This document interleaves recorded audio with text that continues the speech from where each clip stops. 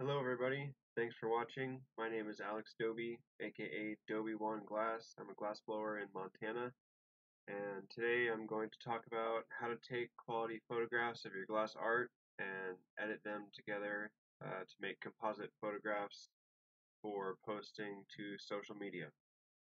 Um, why you would want to do this? Because people definitely like these more edited, higher end photographs, and you can get your art um, in front of more people because they share it, and the photographs themselves or the posts themselves are uh, trendy, not just the art within them.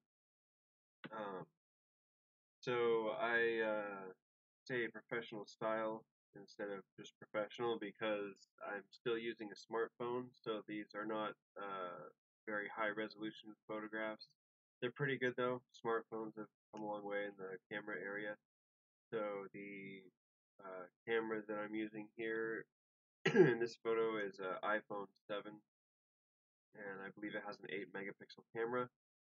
And the software within the iOS operating system, or the Apple operating system rather, is pretty good for photographs. And um, how I typically make use of that is to use the camera's brightness settings to dim the entire, or just to dim the brightness so that my backdrop kind of disappears because of the amount of light on the actual subject. So, moving on to equipment real quick. I'm using just a basic table there and a board. The backdrop and the board are shelf liner that I just got at a hardware store, Home Depot, I believe. So it's just plain black shelf liner.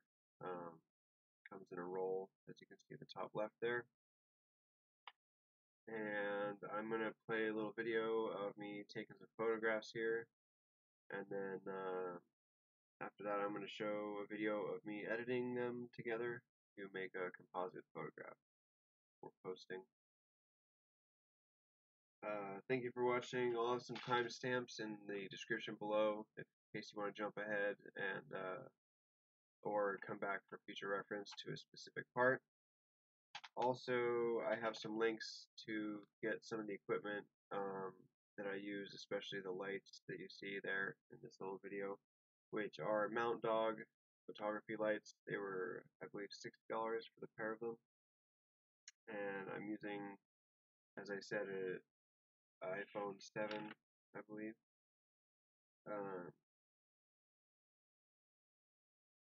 Yes. Oh, also a tip for the phone, I mean the camera rather. You want your camera to be in front of your light source, unless you have, what's referred to as a lens hood or some kind of material blocking the direct light into your camera. That will cause some glare, and you won't get a very clear photograph. So as you can see there, I'm getting the camera pretty close to the subject, and so the light is coming from behind the camera, the light source on both sides. Alright, so yep, taking some photographs. I'm gonna jump ahead to this next video here. And this is editing, and I'm using a program called paint.net. It's very similar to Photoshop, except for it's free, and I have a link to that in the show notes as well. And so basically what you want to do is, if you're familiar with layer-based photo editing, you want to set up a layer for each of your photographs, and I usually pick the widest and maybe least detailed, or sometimes the most detailed shot for my background photo.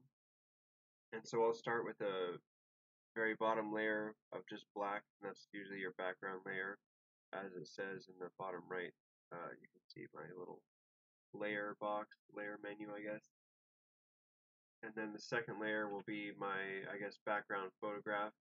And for this layer, you're going to dim the entire layer, or make it transparent up in your layer drop down menu up in the top there under layers. It gives you the option to, I believe under layer properties, make your layer transparent. And so I make that layer the background. Layer 2 there will be about 80% in the opacity scale. You'll see me do that in the video in a little bit here. Yeah, if you do not dim enough with your camera, you can adjust the brightness for each photograph with the program. And you can do that with some pretty high precision. And as you can see here, I do not go in real close. I get pretty close, but you know, I could zoom in more and get rid of more of the remnants. I guess what I'm doing there is basically it's a very close cropping of the photos, removing all of the background from where the photos were taken or where the glass was sitting. And so after I do that with each photograph and each layer, I will turn all the layers back on and you will be able to see how they look together. And then I can decide if that's how I want everything to go. The advantage to separating each photograph on each layer or on its own layer is that you can move them independently, change them out, turn one off if you don't like it, or just replace it without messing up the others. Gives you more options. And you don't screw up as much. If you screw up one photo, you don't screw up all your photos. And then, oh, I didn't mention, first you have to set your canvas to twice as wide as it is tall. It's not, it's not super crucial what those dimensions are as long as it's twice as wide as it is tall. And I usually pick something close to the dimensions of the photographs that I'm starting with. Or the sections that I'm cutting out. As you can see there, I'm changing the transparency of that layer, and now the other ones are much brighter when I bring them back in above them, or above that layer. There you go. And I believe the last step, as I was just about to say, is splitting it in half. And there's a pixel counter for your cursor there, so you can just use a selection box and just literally select half of it after you've saved it as a PNG file so that it will combine all the layers. I usually save it as I believe it's PDN format, paint.net format. I leave a master file in that format so I can still mess with the layers if I decide to later.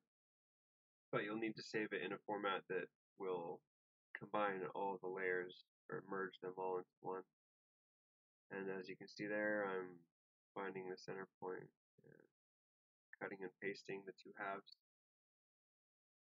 And then you have your two files to post in Instagram or what have you. Looks really clean. You can do this with more than two width or cells rather. You can do 3 or 4 wide and then have one photo kind of stretch between them so that it's a smooth transition between them. Alright, thanks for watching.